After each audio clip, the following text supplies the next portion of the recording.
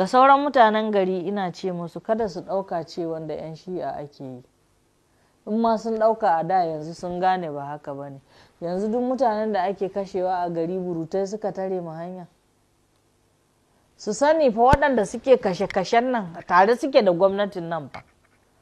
Na sha faɗa in ce in kina cewa yanzu waɗanda aka kashe 'ya'yan 'yan shi'a ne zai zo ya samu ɗanki fa, gashi nan fa ya fara bi lungu-lungu.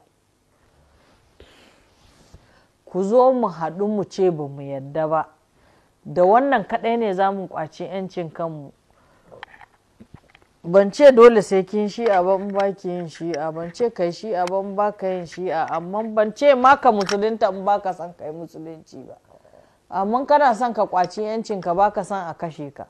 Mu zo mu haɗa kai da musulmi da kirista da mazhabobi da komi, mu ce mu waɗannan azzaluman ba mu yadda ba interest ɗinmu ke gabansu ba. Ba su san kowa ba sai kansu, sai azzaluman da suka ɗora su saboda su rika kwasan dukiyanmu suna kai musu. Wanda duk ya yarda da wannan yana gani yanzu abin bai shafe shi ba, kwanan nan abin zai zo ya same shi har ƙofar gidan shi har cikin ɗakin shi. Lokacin da aka yi mana kun ɗauka cewa mu kaɗai aka yi mawa, to yanzu gashi nan yana bin kowa da kowa.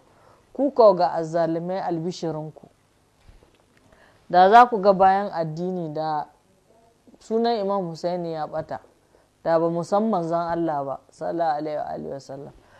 Ku sani cewa mu Husainawa da harbin nan da kisa da abin nan da shi muke tsayawa, da shi muke dakewa. Kuma ma menene abin tsoro? Kun harbe mu yanzu, kamar ni kun harbe ni, kun kashe min 'ya'ya, kun jikkata ni, kun kwashe mun dukiya, duk abin da zan ce ina jin tsoron kada ku yi kun yi, to tsoron me kuma zan ji?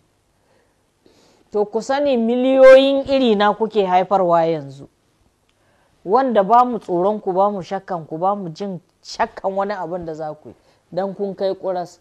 Me ya rage ku kashe ni? Sai kwana na ya ƙare, don da za ku kashe ni da ban fita daga gyalle su ba.